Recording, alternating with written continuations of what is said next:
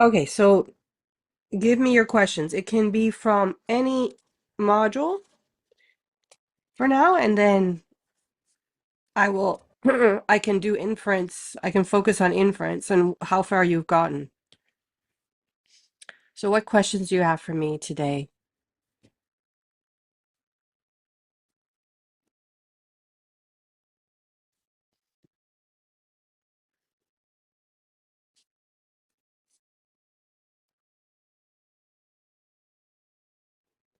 So we can look at the quiz first.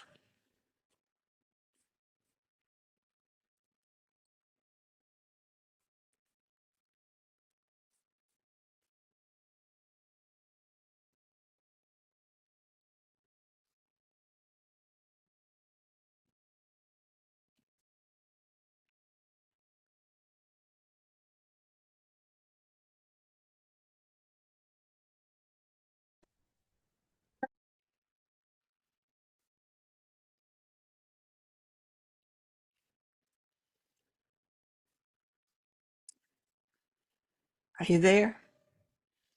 Just let me know if I ever lose connection here. No questions? Anything you want me to discuss in the last two modules or the last, anyway, any modules? Because the exam will be, even though the videos in the conference, they're talking about a different final exam, your final exam will be in one question from each section. There'll be one question from each section, and I'm going to give you some 3-hour time slots to choose between so I can proctor your test. After the quiz today, I can give you what do you guys want the quiz on? SDS or inference? What do you want for today? Put a vote in the chat. I'll just say, let me put the question.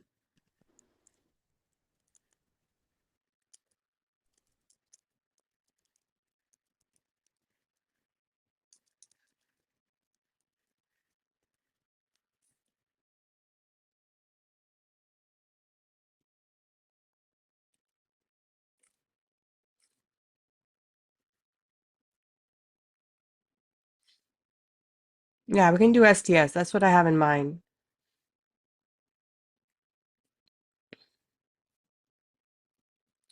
Okay, so you want to talk about SDS then?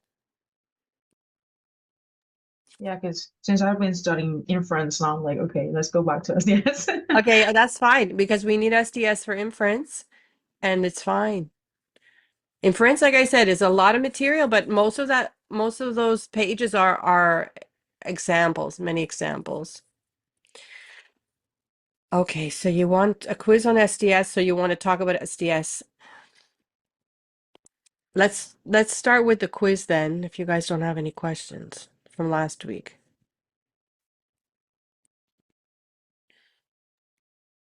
We do the second exercise together, maybe. Yeah.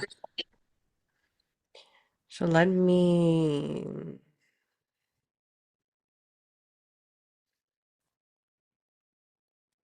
see how I'm going to show you. Okay, I'll do it like this.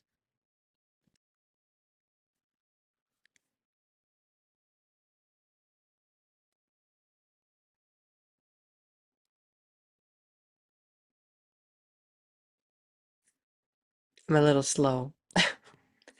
Sorry. All right, there's the question. The first one, right? Or the bin one. They were randomized, so you might have got the bin one first. All right, so let's do this first to review bin. How do we solve this problem? What do we do when we think something is a bin question?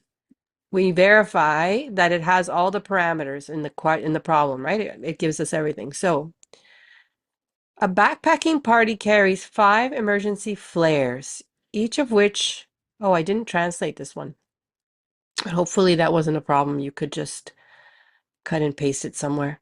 each of which will light with a probability of 0.93. What is the probability that exactly 4 of the flares will light? This was not hard, right? That's why you guys aren't asking me to do it.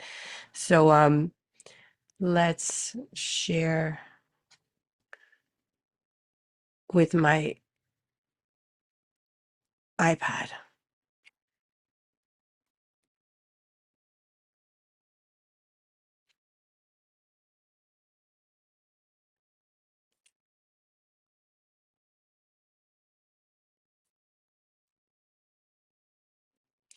You guys saw the grading, right? You could see I opened the grading for you.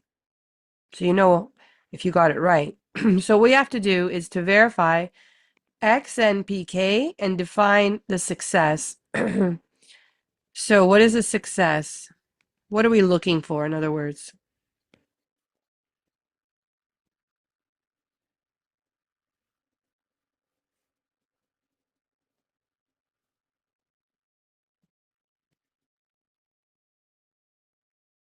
Oh, you want to see it again? The flare lights. Yeah, the flare lights. The flare lights. So the flare, it works, right? The flare lights.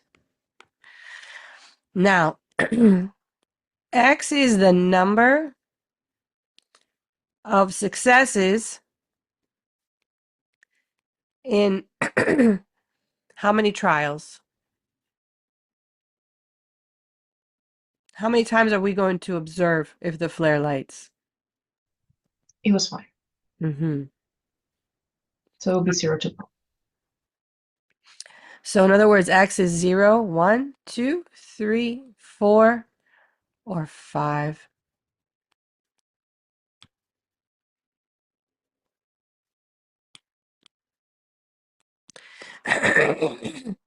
N is 5.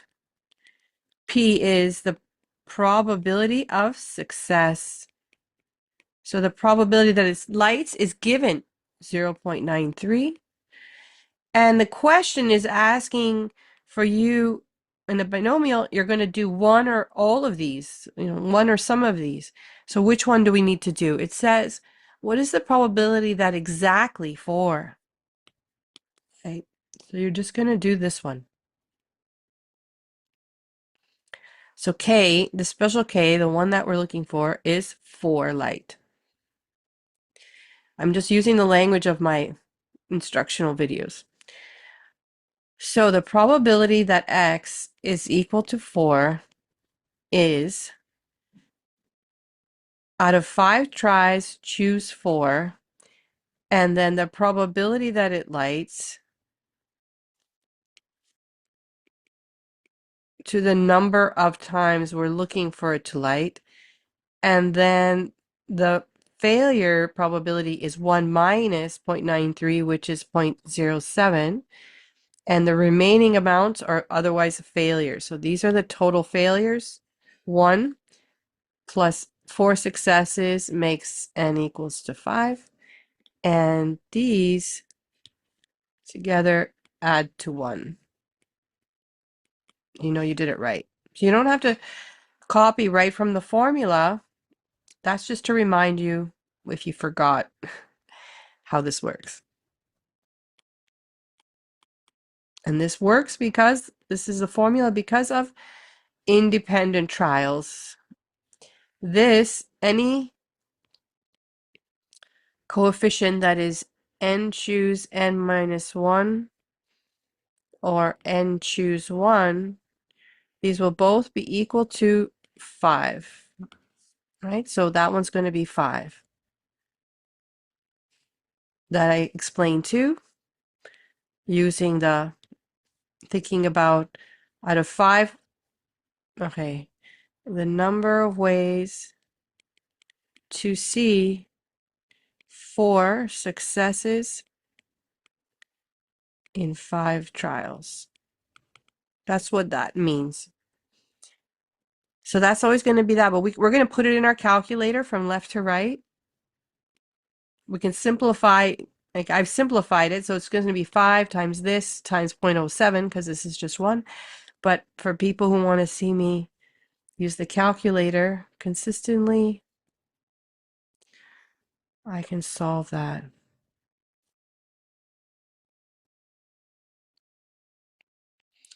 So we clear the screen. 5, second function, NCR, 4, and just continue because it's going to give me the answer 5 times 0.93 to the power 4 times 0.07. So it is, in my case, it's B because those are options are randomized as well.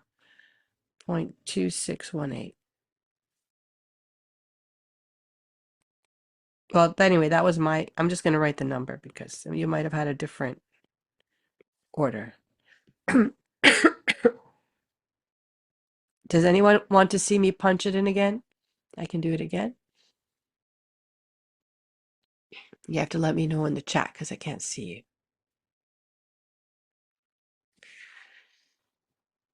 All right, and we'll do the next problem if there's no questions about it.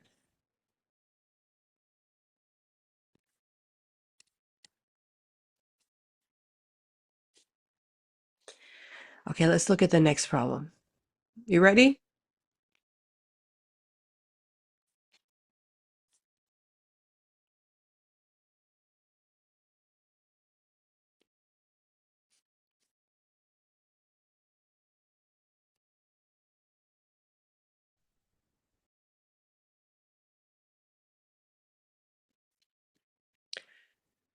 Um,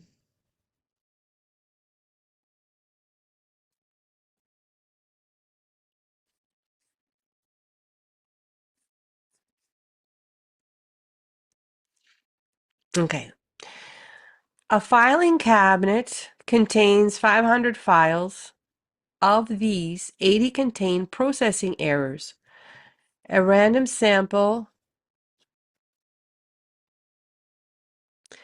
of 8 files is selected from the filing cabinet. If X is the number of files in the sample that contain processing errors, what can be said about the distribution of X? So you're told information about, have my iPad on? You're told information to calculate P. Basically, that's what's happened. So you're told information to calculate P. And my point was I was trying to stress that we're not calculating P hat. Okay?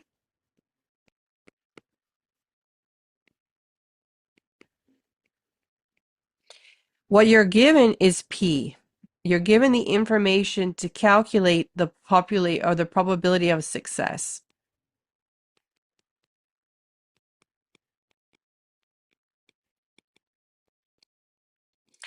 So I guess some of you got caught up thinking you were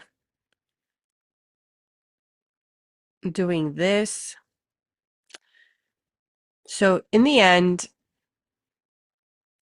you were just given information to calculate the probability of success, which was the number of successes out of the total trials.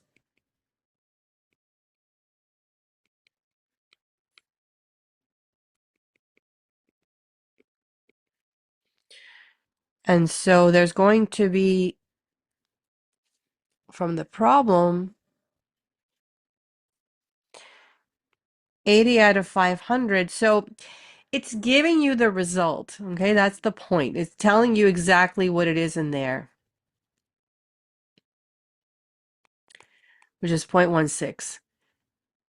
P hat is not given because what's P hat? P hat is the result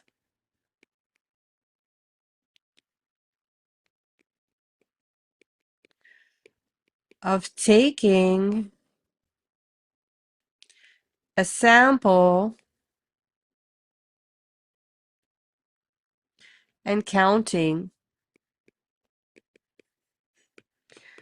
the number of successes. Did we do that? Did we take a sample and count the number of successes? Reading it again.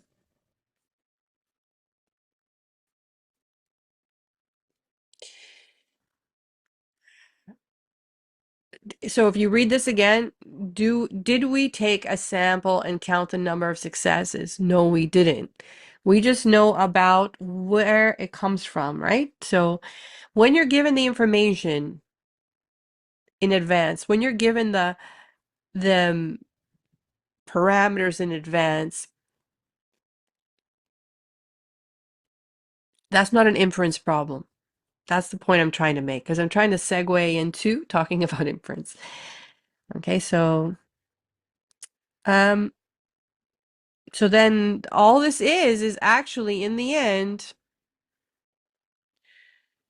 not an SDS problem. However, knowing it's not an SDS problem is part of knowing SDS. All right, so this is a problem that X is defined as the number of errors out of 8 trials. You guys are correct. And X is therefore binomial with an N of 8 and a P given by grace, given from on high, this information is like that. So that's the answer. So it isn't any of the more complicated ones. What would have made it one of the other options? The question would have had to,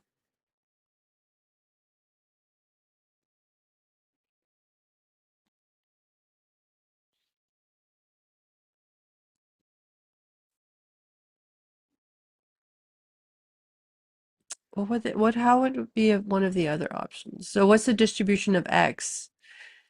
A random sample of 8 files is selected from the filing cabinet if X is the number of files in that sample. So it's gearing us towards that result. So that's why. I don't know if that So helps. Mhm. we didn't have to do the approximation No. Even I just because went I on the did wrong it. track.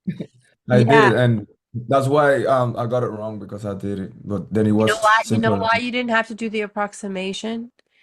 Is because X is defined as the number of files in the sample of 8. That's Okay, okay, why. okay. Okay. Can I get at least extra points for doing approximation? Yeah, I'll give you half because I even got it wrong. Look at that. Because I was trying to Please, get you to do the I did approximation it. and I picked a problem that is not the approximation. I don't want to say it's a trick question, but it is. So to do SDS or not to do SDS is part of SDS. So you don't have to do any approximations. All right. So let's Okay. so this the answer was this one about the binomial.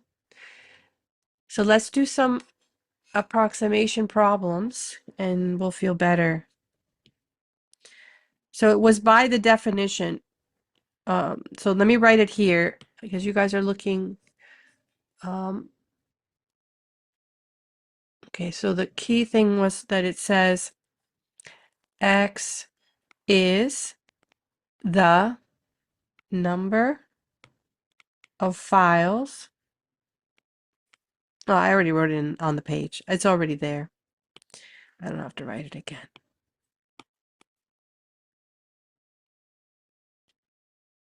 The main thing is that it tells you 8 trials.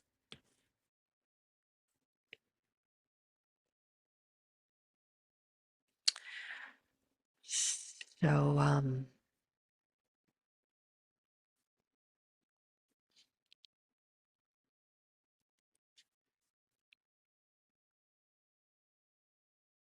okay, so it was, this would tell you it's from the 8, as Krishna was pointing out, and maybe somebody else.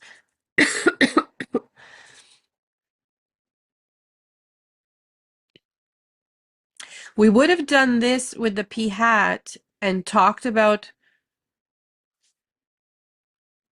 the approximation if they gave us the result of the errors in 8 trials, then we would have gone here. But they didn't give us that, right? Because that's what p-hat is. That's the result of taking a sample and counting the number of successes. This is not a sample. This is the population result up here. Oops. This is a population result. So your challenge is to distinguish from here till the end of this class, the next few weeks, your job is to distinguish between sample information and population information. Okay? That's what you have to work. That's what you have to work at. Sample information and population information. This was population information.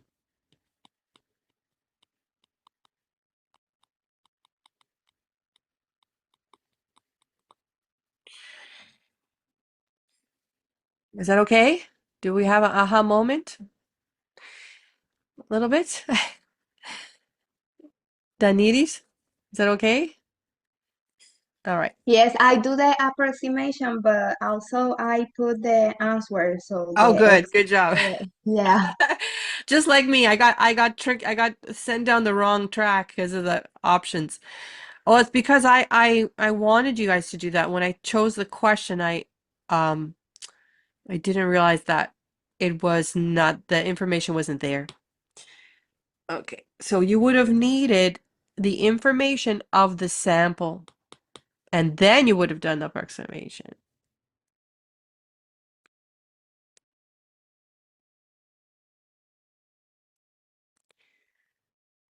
All right. Okay. Let's see what else we can do. Let's do some more problems. Let's see if I can. Do you want, are there any problems in the homework that way you want me to look at, or you want me to pick some problems?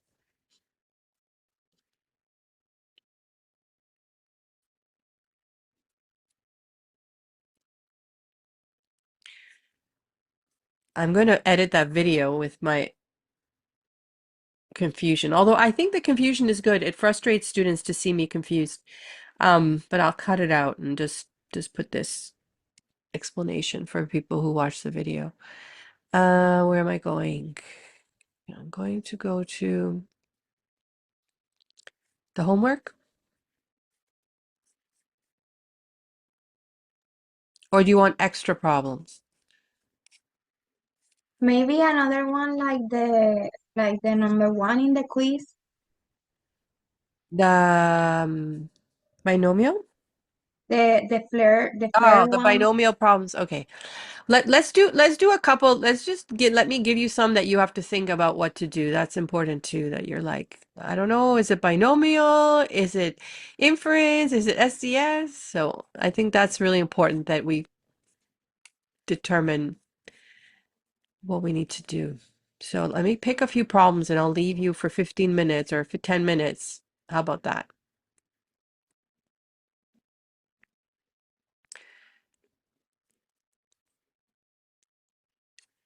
Okay.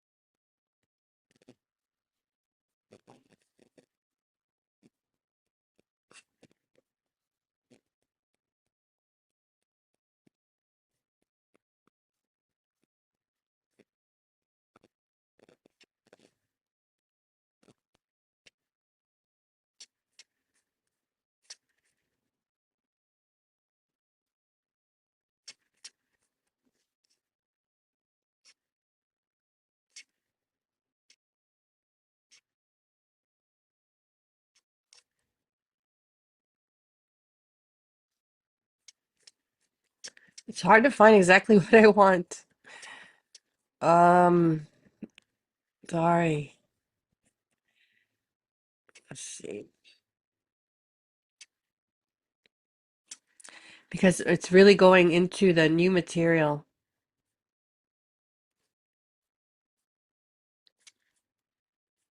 The inference.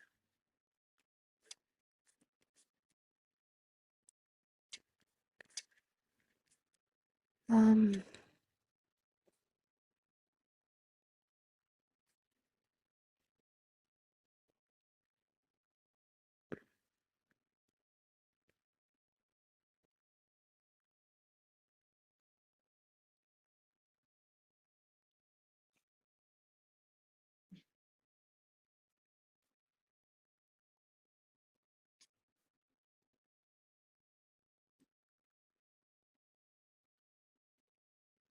okay, let's try these ones.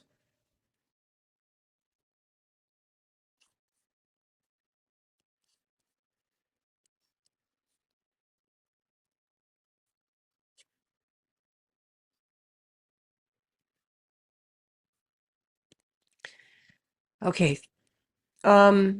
Try 14 and 15. So because we need to do,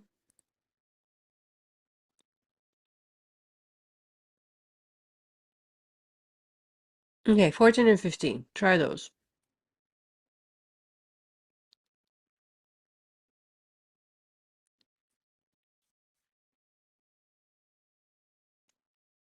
I'm gonna put pause on the video.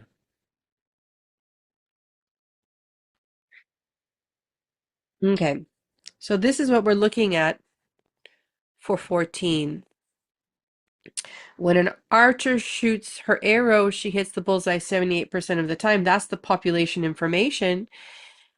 But we have a sample of 300, and we want to know approximately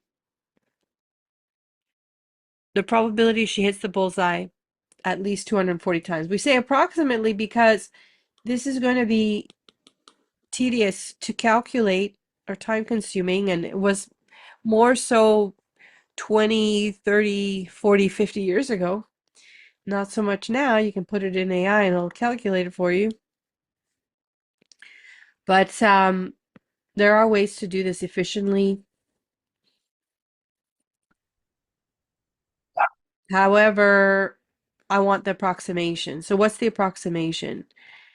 Provided n times p is greater than or equal to 10 and n times 1 minus p is greater than or equal to 10, we can make a normal approximation. So is it true? N times p is going to be more than 10? I think so. And n times 1 minus p is bigger than 10. Let's just double check.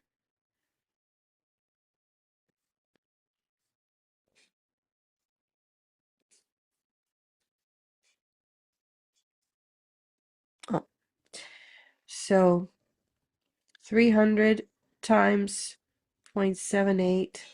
Yep. And 300 times 0.22.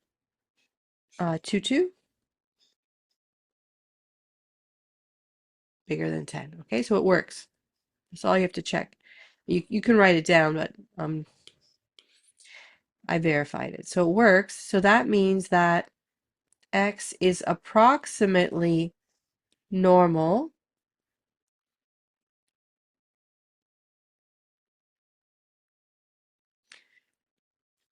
And the rule is that n times p will be the mean. So n times p, I should have written it down. See, that's why you should write it down, because you need that number. What is it? N times p?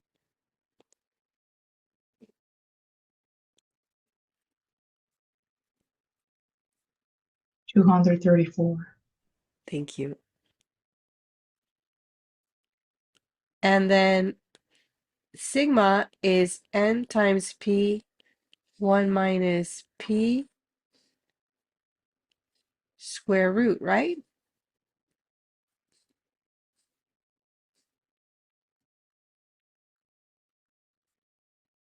And what do you get?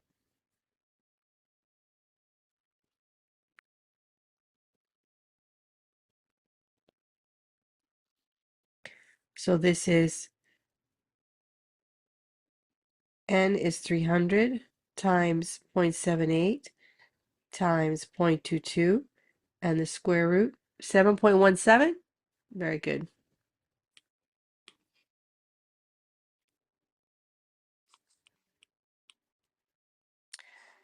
And then that's it. So you just need, the hardest part is knowing what to do. And then it's just easy because to calculate this now we standardize it. We converted it to this approximation. And so we can say z now 240 minus 234 divided by 7.17. And so pz greater than or equal to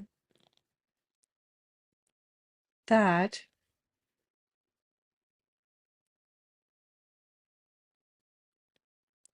So 240 minus 234 equals divided by 7.17.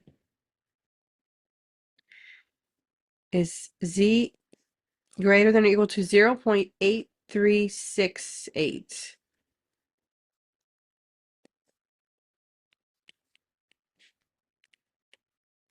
Is that too many?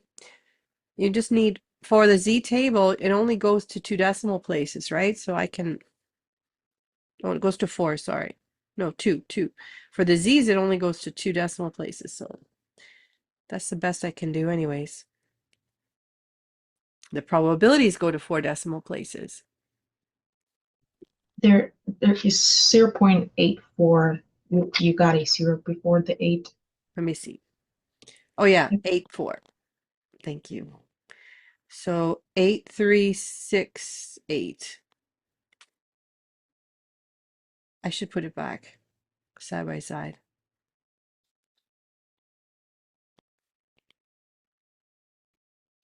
Transcribing. It's a challenge. 0.84.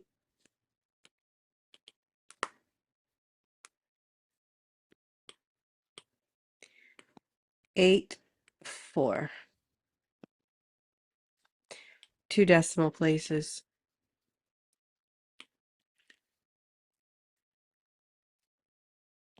is best. And then you can look at the table, but you have to remember, or you can use Excel, or if you have a fancy calculator, you can get it out of there. 0.84 is about here, close to almost 1. Sorry, should be about here. And we're going to go this way.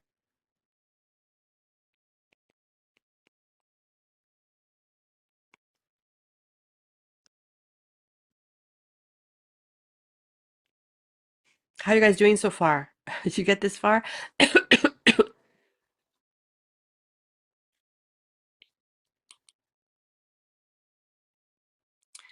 Just going to go back for the 7.17. Should this be 7.18? Will that change things? Do that again. Sorry, I'm backtracking. 234. No, let me do 300 times 0.78 times 0.22 square root 1.7. No, it's 7.17. Just because I was looking at the chat and somebody put a 5, Jessica. And yeah, we'll leave it like that. We'll round it to 2.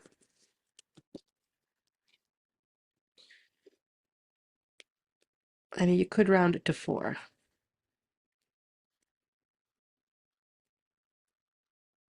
It won't change anything.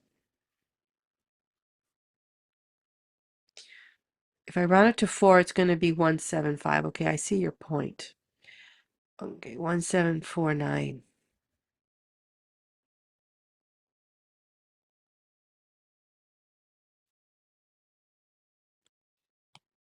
Does this change anything if I do this? 1750. If I round it to 4, because it's 2 more decimal places than the values I used, and I used a P with 2 decimals, so it could have 4. And then what does that do?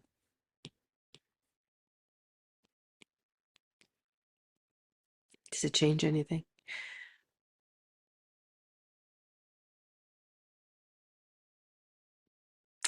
$240 minus 234 divided by 7.175. Same, you see? So it's quite stable. If I do it that way or the other, I get the same result. Okay, what did you guys get? So out of the C table is 0.7995. Say it again, 0 point. 7995. So that's going to be the left side, so you have to subtract 1, and you get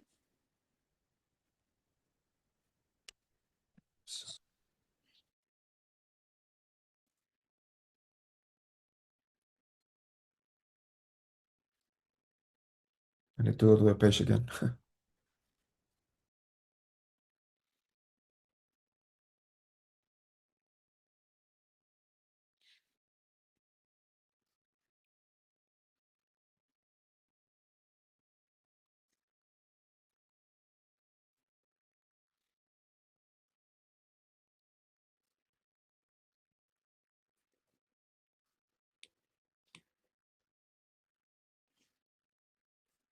so 20%. 105.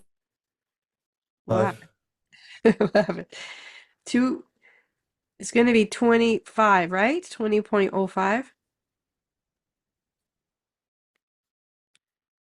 I'm trusting you here on the 7995. Yeah, that's what I got too. There you go. So it's a 20% chance. 20% chance. Good, good, good. A few of us got it. Okay. Let me check if it's the right one. Yeah, E is the answer. Okay.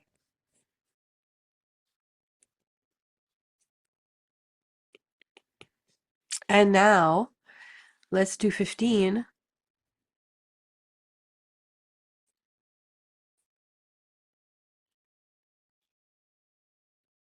Oh, before I say that, so this problem again, this problem is about x, where x is the count variable, it's binomial, and we transform it because it satisfies these condition that the shape is approximately normal, not just symmetric, but approximately normal. And I use the symbol to convey that approximation. I calculate the estimates and I use the result. If instead of saying more than 240 or at least 240 times, instead I said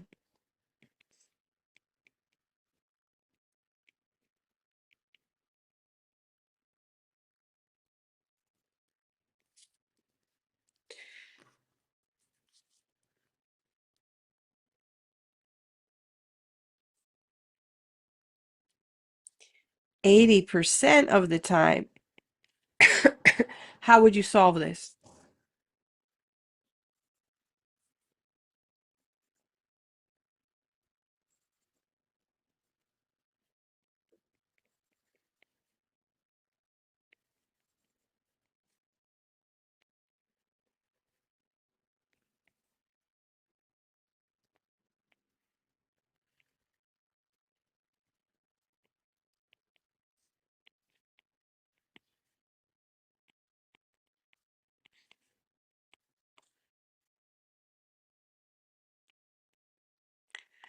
What is the approximate probability that at least 80% of the time she hits the bullseye?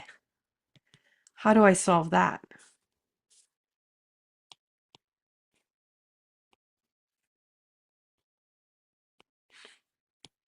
instead of using this approximation, I use the approximation for p hat,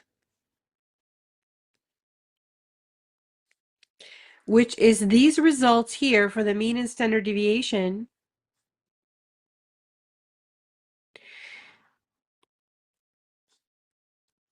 And you divide by n, just like p hat is actually x divided by n. I'm going to, because of the rules of means and variances from probability theory, I'm going to divide these by n. And that gives me the result that p hat is approximately normal as well, because also the shape is going to be normal if x is normal because of the rules of means and variances, and then the results that I derive that you don't have to replicate, but I'm just showing you that it's all provable.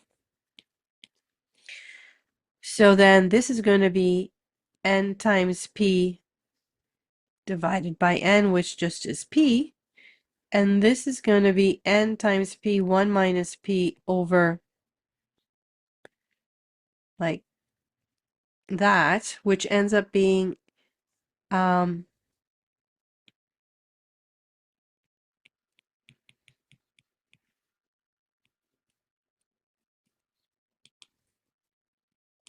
this result here. So, and the answer will be the same.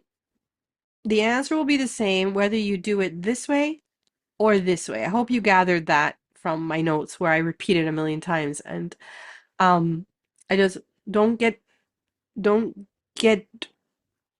confused by the fog, right? There's like a lot there. It's like foggy, but it's all the same thing actually. It clears when you see that these results will give you the same answer, but I might ask it a different way. So you have to get this and this to do the standardization instead.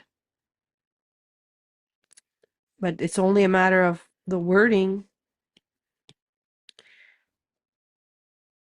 the number of times versus the proportion of times.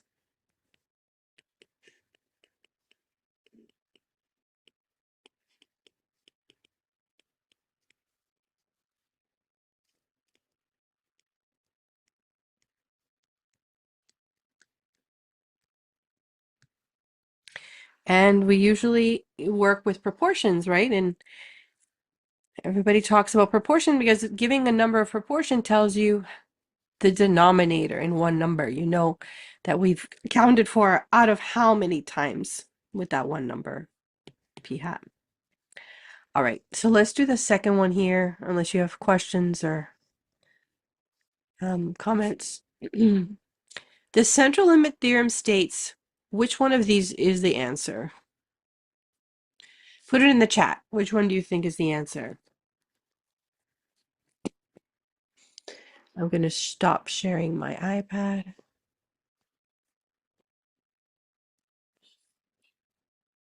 Which one's the answer?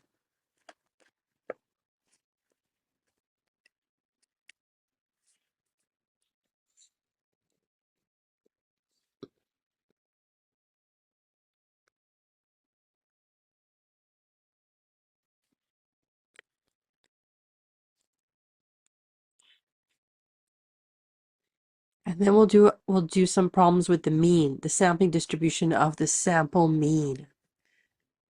And then we'll do the quiz. Okay, so a couple of you have given me E. I'll wait for the others. Give me a few more.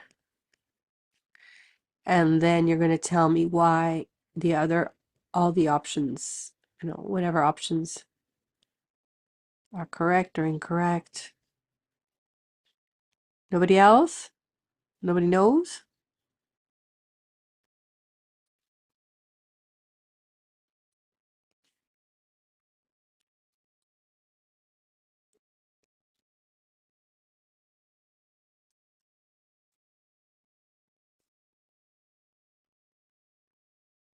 Nobody?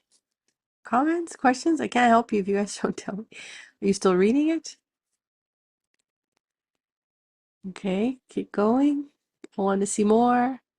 There's 12. Well, there's 11 of you here.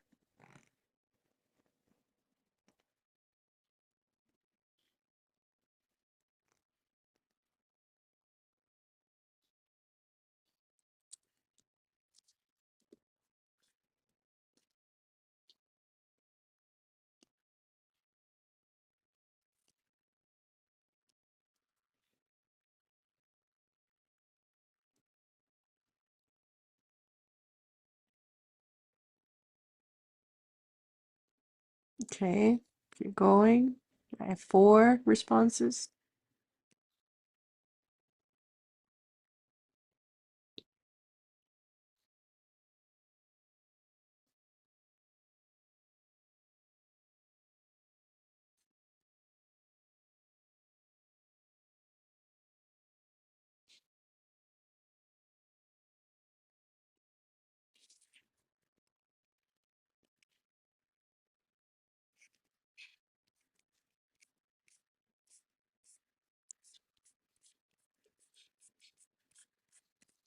So the first question was about the count variable. So let's go here.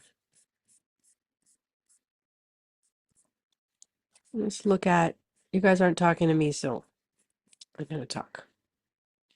I'm going to speak.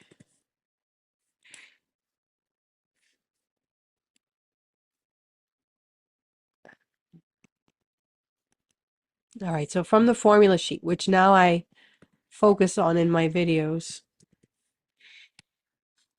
Number 1, I told you last week, is the bin, the results of the bin section. Number 2 are the results of the sampling distribution for the, sorry, this is for the, yeah, proportion. These are the results for the sample proportion. So this is SDS for proportion.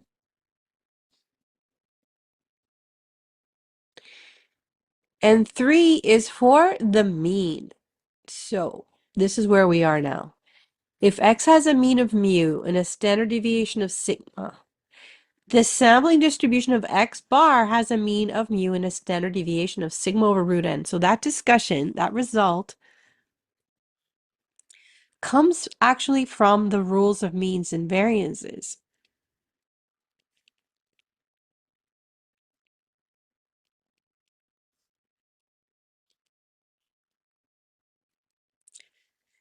I didn't say anything there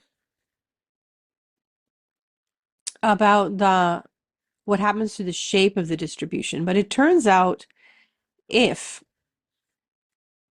you begin with a normal distribution and you sample from it, the result of the sample mean from that sample will have the same shape of the normal distribution. And the results, the sample means from repeated samples, will be closer together than the original values of the distribution. And that closer together is marked by this number here that is not the original standard deviation, but smaller.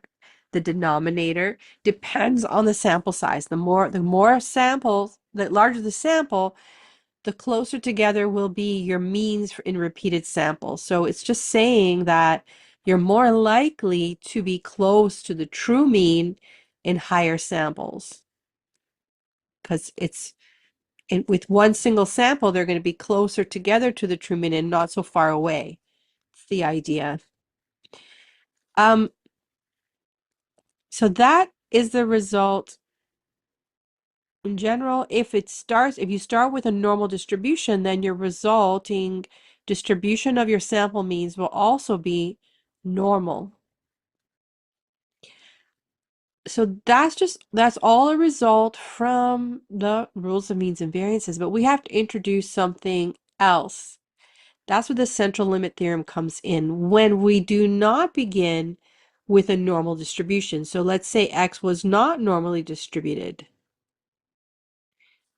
The central limit theorem promises us that even if X is not normally distributed, as long as your sample size is big enough, X bar will have that shape of a normal distribution. Even though the X's, the original values, are not normally distributed, if you take a sample, any mean or any sample that you take, its mean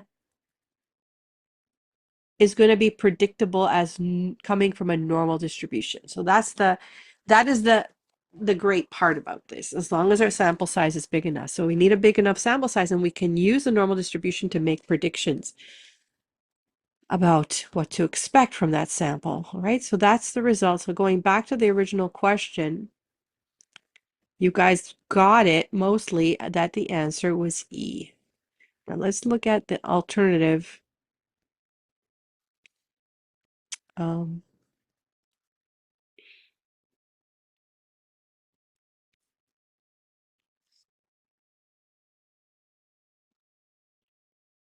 Okay, so regardless of the population distribution of a variable X, when n gets large, the sampling distribution of X is approximately normal. Okay, the other things there, so if you look at D, n gets large, the standard deviation of the sample mean gets closer and closer. No, okay, so that result about the standard deviation and the mean of the distribution of the X bars, or the distribution of the means of all the distribution of all the possible sample means you can get from all the possible samples. The mean and standard deviation from there comes from the rules of means and variances. It's not the central limit theorem. That's what it is. So this is not correct. This one, C, if a variable X follows a normal, when the n larger, the sampling distribution of X is exactly normal. No, that's not what it says. If a variable X has a normal distribution, then for any sample size n, the sampling distribution of X is normal.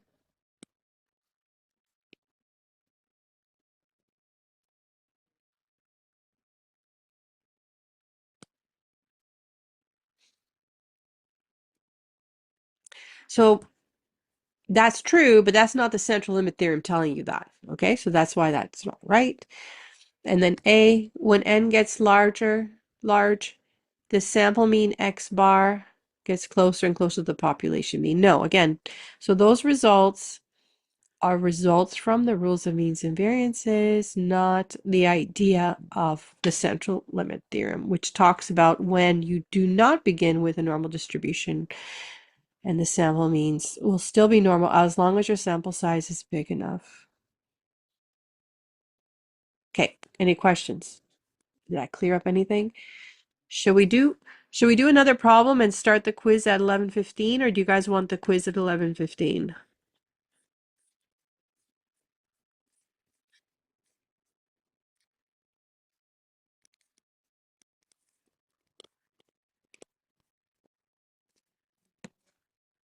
Talk to me. How much time are we gonna have to do the quiz? Normally it's 30 minutes. 45 minutes? 45 minutes? Okay. 45 minutes. All right. Do you want to start at 11 or 11:15?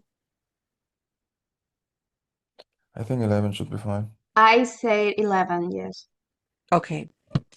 Okay, so and then I'm going to stop because we don't have time.